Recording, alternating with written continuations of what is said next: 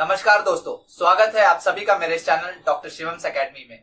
अगर आप मेरा वीडियो पहली बार देख रहे हैं तो मेरा नाम डॉक्टर शिवम है और मैं मेडिकल रिलेटेड वीडियोस बनाता हूं, स्पेशली कोविड रिलेटेड। दोस्तों, बहुत ज्यादा खूंखार यानी बहुत ज्यादा डेंजरस होते जा रहा है ये कोरोना वायरस और बहुत बच्चे, बूढ़े, बुजुर्ग इन सभी को इस वायरस से खतरा है। तो इसलिए बिल्कुल रिस्क मत लीजिएगा और ये बहुत ज्यादा जरूरी है कि हम पहले दिन से ही अग्रेसिव ट्रीटमेंट करें। कोरोना वायरस अगर हमारी बॉडी में डिटेक्ट होता है तो क्या मेडिसिन हमें लेनी चाहिए, ये सवाल हम सभी के मन में सबसे पहले आता है। इस वीडियो में हम डिस्कस करेंगे कि कोविड-19 की ट्रीटमेंट में कौन से ड्रग्स या कौन सी दवाइयां ली जाती है।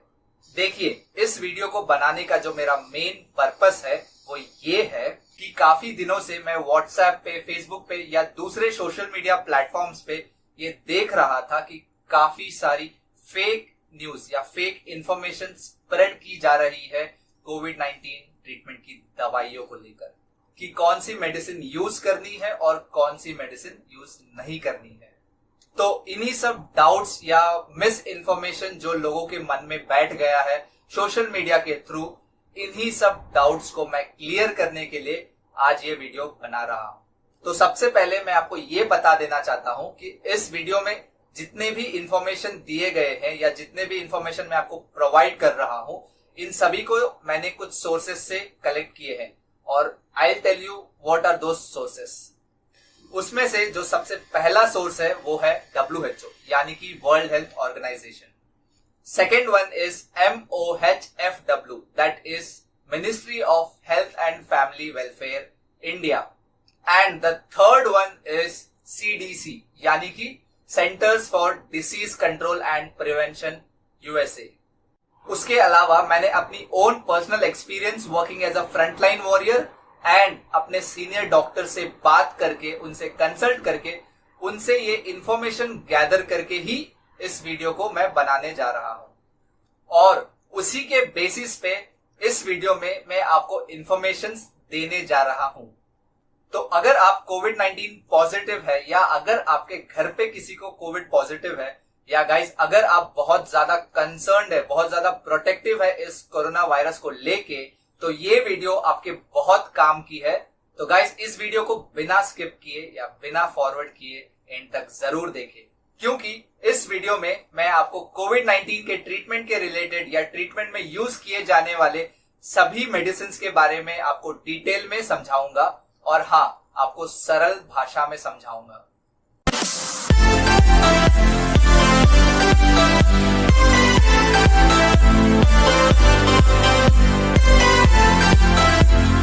दोस्तों, ये तो आप सभी जानते हैं कि कोरोना के जो केसेस है वो आसमान छू रहे हैं और इसकी वजह से जो हमारा हेल्थ केयर सिस्टम है वो कोलैप्स होते जा रहा है।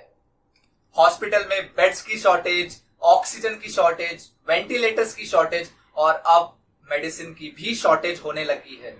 मुझे आए दिन कॉल आते हैं कि सर क्या आप मुझे ये मेडिसिन अरेंज करके दे सकते हैं, क्या आप मुझे ये इंजेक्शन अरेंज करके दे सकते हैं, can you arrange me this medicine और this injection. I get so many calls and messages regarding this. ऐसे बहुत से मैसेजेस मुझे व्हाट्सएप पे या इंस्टाग्राम पे या इवन ईमेल्स पे आते हैं। तो इसलिए आज मैं आपको उन दवाइयों का नाम बताऊंगा, उन दवाइयों के बारे में बताऊंगा, क्योंकि रिसेंट डेज में जैसा देखा जा रहा है कि दवाई की बहुत शॉर्टेज हो रही है और ये दवाइयां मार्केट में आसानी से मिल भी नहीं रही है। कई बार ऐसा हो जाता है कि जब आपको उस मेडिसिन की जरूरत है, उसकी नीड है, तो वो मेडिसिन आपको आसानी से नहीं मिलता है, बहुत मुश्किल हो जाता है उसका मिलना। सो गवर्नमेंट से भी ये रिक्वेस्ट है कि वो इन सभी दवाइयों की मास प्रोडक्शन कराए और इन्हें अरेंज कराए। और आप लोगों से भी ये रिक्वेस्ट है कि अगर आपके घर पे किसी को कोरोना हो जाता है या अगर किसी को कोरोना पॉजिटिव आ जाता है, तो इररेस्पेक्टिव कि उनको ये मेडिसिन, इतने सिवियर मेडिकेशंस की जरूरत पड़ेगी या नहीं पड़ेगी, आप इन सभी मेडिकेशंस को अपने घर पे जरूर रखें ताकि जब आपको जरूरत पड़े तो आपको ये मेडिसिन अवेलेबल हो, ये मेडिसिन आपके पास हो, ना कि आप बार बार बाहर का चक्कर लगाएं। ऐसा बहुत देखने मिल रहा है कि पहले एक मेंबर बीमार हो जाता है, उसे कोविड पॉजिटिव हो जाता है एंड देन उसकी देखभाल करने के लिए दूसरे मेंबर यहाँ वहां की चक्कर काटते हैं और उसके बाद वो दूसरा मेंबर भी बीमार हो जाता है, उसे भी कोविड पॉजिटिव हो जाता है। Guys, you need to understand, no one was prepared for this pandemic, neither the nation nor the government nor we. So now it's high time for you. You need to prepare yourself to fight against the virus, to tackle the virus. So थोड़ा सा preparation आपको भी करना पड़ेगा अपनी तरफ से और ये जरूरी है। और गाइस, आपको इन मेडिकेशंस को अपने घर पे रखना चाहिए। ये सभी मेडिसिन के नाम और उसके बारे में पूरी इंफॉर्मेशन अगले 10 से 15 मिनट में आपके पास होगी। गाइस, ये वीडियो नॉर्मल से थोड़ी लंबी हो सकती है, पर इस वीडियो को स्किप किए बिना या फॉरवर्ड किए बिना पूरा देखें, क्योंकि हर मेडिसिन जो मैं आपको इस वीडियो में बताने वाला हूं वो बहुत ज्यादा जरूरी है।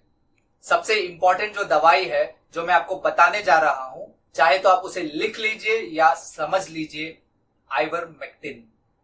आइवरमेक्टिन एक ट्रीटमेंट की दवाई है और प्रिवेंशन की नहीं है, और इस टैबलेट को दिन में एक बार 5 दिन के लिए ली जाती है।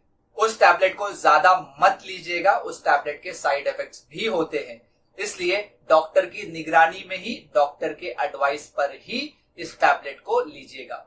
लेकिन घर में रखने में किसी तरह का नुकसान नहीं है। आइवरमेक्टिन 12 मिलीग्राम, आप इस टैबलेट को खरीद कर अपने घर पे रख सकते हैं। ये टैबलेट जो मैं आपको बता रहा हूं, ये बड़ों के लिए है, अडल्ट्स के लिए है, बच्चों के लिए नहीं है। बच्चों के लिए आप अपने पीडियाट्रिशियन यानी अपने चाइल्ड डॉक्टर से कंसल्ट कर सकते हैं। इस टैबलेट को 200 माइक्रोग्राम पर केजी के डोज से दिन में एक बार लेना है। यानी कि अगर आप 60 केजीज के हैं तो आपको 12 मिलीग्राम 12 mg की टैबलेट लेनी है, दिन में एक बार लेनी है, 5 दिन के लिए। ध्यान रखने वाली बात यह है कि इस आइवरमेक्टिन को प्रेगनेंसी में या अगर आप ब्रेस्ट फीड करती हैं तो ये एडवाइजेबल नहीं है। दूसरी दवा है हाइड्रोक्लोरोक्विन, इसे HCQ भी कहा जाता है। ये दवाई जो है वो बेसिकली एक एंटी मलेरियल ड्रग है और इसे रिमेटाइड अर्थराइटिस में भी यूज किया जाता है। इस दवाई को आप माइल्ड सिम्टम्स वाले कोविड पेशेंट्स, यानी कि पेशेंट्स जिन्हें कोविड-19 की सिम्टम्स तो है बट उन्हें सांस लेने में कोई तकलीफ नहीं है और उनकी जो ऑक्सीजन सैचुरेशन है वो 95 से ज्यादा है, इन केसेस में आप HCQ ले सकते हैं। इसका जो डोज होता है वो फर्स्ट डे 800 मिलीग्राम, यानी कि आप 400 मिलीग्राम के 2 टैबलेट सुबह एंड शाम ले सकते हैं, एंड नेक्स्ट 4 डेज यानी अगले 4 दिन के लिए आपको 400 मिलीग्राम पर डे लेना है। सो आप 200 मिलीग्राम HCQ के 2 टैबलेट्स ले सकते हैं सुबह और शाम में। इस दवा को भी लेने से पहले आप डॉक्टर को कंसल्ट करें, उनकी एडवाइस लेने के बाद ही इस टैबलेट को लीजिएगा। अगली दवा जो आपको लेनी है वो है ऑस्टेलमेविर, इसका जेनेरिक नाम है फ्लूविर या एंटी फ्लू। ये जो दवा है वो एक एंटी वायरल मेडिकेशन है और इस दवा को हम प्रिवेंशन के लिए ले सकते हैं। ये हम प्रोफिलैक्टिकली करते हैं। अगर आपको ये पता चल जाए कि आप एक कोविड पर्सन के कांटेक्ट में आए हो या अगर आपके घर में किसी को कोविड हो गया हो, तो आप जब तक आपको कोविड-19 हो नहीं जाता या जब तक आपको कोविड-19 के सिम्टम्स नहीं आते हैं, आप इस एंटी फ्लू दवाई को शुरू कर सकते हैं। ये एंटी फ्लू दवाई 75 मिलीग्राम के डोज में आती है और इस टैबलेट को सुबह एक बार और शाम में एक बार 5 से 7 दिन के लिए लेनी है। अगर कुछ दिन में आपको कोविड-19 के सिम्टम्स आ जाते हैं या अगर आपका कोविड-19 पॉजिटिव हो जाता है, तो ये जो वायरल टाइटर है आपकी बॉडी में वो वायरस की एक्टिविटी को सप्रेस कर देता है। और वैसे ही आइवरमेक्टिन और हाइड्रोक्लोरोक्विन भी वायरस की एक्टिविटी को कम कर देता है। सो गाइस, ये है एंटीवायरल मेडिकेशंस। इसके बाद जो सीरियस केसेस होते हैं जिनमें रिस्क ज्यादा होता है, जो मॉडरेट से सीवियर टाइप के कोविड-19 केसेस होते हैं, जिनमें डायबिटीज या हार्ट प्रॉब्लम या ओल्ड एज होना या किसी भी तरह का ओबेसिटी या मोटापन होना, उन लोगों को फैविपिराविर या फैबीफ्लू वो दवाई भी देनी पड़ती है। वो दवाई अभी बहुत मुश्किल से मिल रही है मार्केट में और इसको अवेलेबल करना भी बहुत मुश्किल हो रहा है। तो इसलिए मैं आपको पहले ही इस दवा के बारे में भी बता दे रहा हूं ताकि आप इस दवा का भी इंतजाम कर ले। अगर आपके घर में कोई बुजुर्ग है या अगर कोई है जिसे कोमोडिटीज है लाइक डायबिटीज, बीपी या हार्ट प्रॉब्लम, तो आप इस दवा को अपने घर में जरूर रखें। इसका tablet 200 milligram, 400 milligram and 800 milligram के डोज में आता है। 200 मिलीग्राम एंड 400 मिलीग्राम आप माइल्ड टू मॉडरेट केसेस में यूज कर सकते हैं, ले सकते हैं, और 800 मिलीग्राम की जो टैबलेट है उसे आप सिवियर केसेस जिसमें रिस्क ज्यादा हो उसमें आप ले सकते हैं। तो ये जरूरी है कि आप इस मेडिसिन को लेने से पहले आप अपने डॉक्टर से कंसल्ट करें। ये दवाई बहुत ज्यादा जरूरी है, ये एक एंटीवायरल दवाई है। इन एंटीवायरल मेडिकेशंस के अलावा जो बहुत ज्यादा इंपॉर्टेंट मेडिसिन है जिसे हम कहते हैं antibiotics. According to CDC, centres for disease control and prevention, antibiotics की रूटीन यूज उन लोगों ने प्रिस्क्राइब नहीं की है until and unless there is clinical suspicion of bacterial infection। पर फिर भी इंडिया में काफी सारे ऐसे डॉक्टर्स हैं एंड काफी सारी लोकल गाइडलाइंस है जिनमें एंटीबायोटिक्स को लेने के लिए कहा गया है। तो आपको एंटीबायोटिक्स खानी है या नहीं खानी है, और खानी है तो कौन सी खानी है और कब खानी है। गाइस, दो ही प्रोटोकॉल चल रहा है पूरी दुनिया में। या तो आप एजिथ्रोमाइसिन 500 मिलीग्राम डेली 5 दिन के लिए ले, या तो आप कैप्सूल डॉक्सीसाइक्लिन 100 मिलीग्राम 5 दिन के लिए ले। तो इसमें से कौन सा एंटीबायोटिक आपको खाना है या नहीं खाना है, इसका डिसीजन आपका ट्रीटिंग डॉक्टर यानी जो डॉक्टर आपको ट्रीट कर रहा है वो ही लेगा। तो आपको खुद से एंटीबायोटिक्स नहीं लेना है। इंडिया में ऐसा देखा जा रहा है कि अकॉर्डिंग टू MOHFW कि कुछ पेशेंट्स की बॉडी के अंदर सेकेंडरी बैक्टीरियल इन्फेक्शन हो रहा है। मैं पर्सनली प्रिफर करता हूं कैप्सूल डॉक्सीसाइक्लिन 100 mg। ये टैबलेट सेफ है, सिंगल टाइम यूज है एंड 5 डेज के लिए लेना है। एंड द बेस्ट पार्ट ये है कि ये टैबलेट जो है, ये दवा जो है वो सेकेंडरी इन्फेक्शन को भी ठीक करता है एंड ये रिकॉग्नाइज्ड है by DCGI as broad spectrum antibiotic. इसके अलावा आप एक anti allergic medicine Allegra M या मॉन्टेलुकास्ट LC, जो मॉन्टेलुकास्ट और लियोसेट्रिजिन का कॉम्बिनेशन है, इसे भी आप अपने पास रख सकते हैं। फीवर के लिए डोलो 650 या पैरासिटामोल 500 या मेफ्टाल फोर्ट, इनमें से कुछ दवाई आपके पास होना चाहिए।